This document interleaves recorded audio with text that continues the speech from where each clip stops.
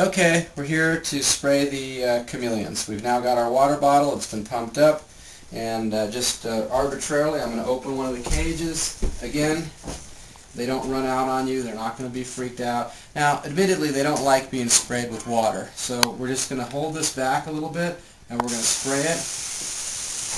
And what we're really trying to do is get the leaves wet so the leaves will hold water and start to drip here. And when the water goes out here, I'm going to pump it up again.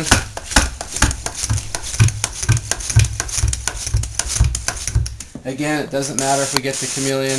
And if you'll notice, some of the water gets on the side of the cage like that, which is fine because they'll eventually just drink it up.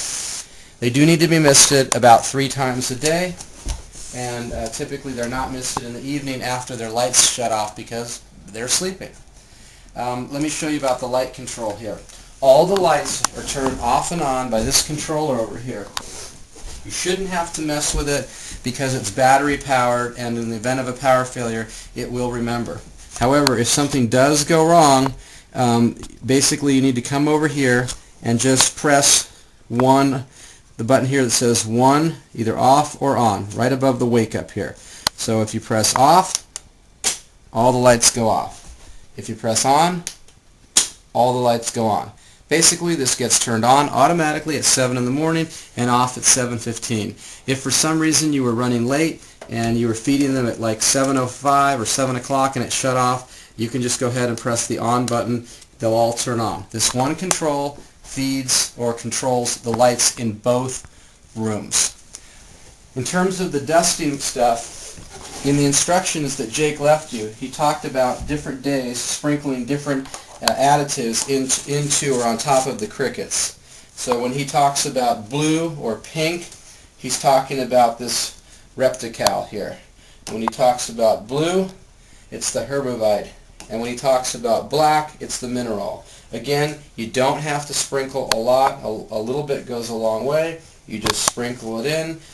You can either do it before you go out to get the crickets or afterwards, and that's all. I'm going to turn it over to Jake now, who's going to show you a little bit more about how to feed the worms. And now we're moving on from feeding the fucking crickets to feeding the fucking worms. Alright, so the first thing you want to do is you want to check to see if the worms have any food. In this batch, they have no food. So what we want to do is we want to put that down, and we want to come over here to the big block of food.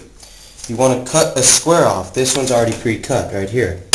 And what you do is you take it and you pick up the grater here, which you want to get as clean as possible. That part's already used, but we're using this part. The big grate is for the big worms right here. The small grate right here is for these little worms in this petri dish. Now, for the big worms, you simply put it on the back of the grater and you just grate the food in there. If there are parts of the food block that you have that fall off, that's fine, but overall you just want to make sure all of it gets in there and they'll start eating away pretty fast. These worms are pretty close to full grown, so they'll probably be mostly fed out by the time you get to them. If not, that's fine, just keep to continue on feeding them.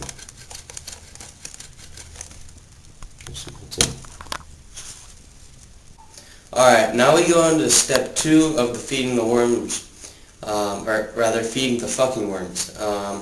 One chameleon in my room named Da Vinci only eats worms, so I'm going to show you how to do that right now to feed those worms to him. What you may want to do is grab this whole entire container and bring it into the room rather than making a trip for each worm. So we'll grab the container and we'll make our way to my room.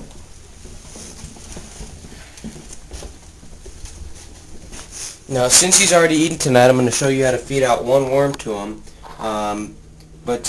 Right now, let's just show you how to get the worm. Just put it down on the floor like so. You use these tongs, or you could actually use your hands. It's up to you, but I would assume you want to use the tongs. Because you're a girl. You grab the worms by the head region, which would be the thicker, like more fatty region on their body. Sometimes they grab onto other things, so you might want to just wiggle them around a little bit like that to get them off. Here's a worm grabbed with the tongs. You make sure you want to grab not too hard, but a little bit hard, because they'll try and wrap around the tongs, and you won't be able to get them off. So you just want to open Uh-oh, he fell. Let's grab him again. So you just want to open the cage like so. And what you'll do is you'll place a worm on a branch near him, like so. And you should go right to it and get the worm. It might take him a few shots because he has bad aim, or he can just do that, like that. And he'll eat it right up. And that concludes our feeding the worms.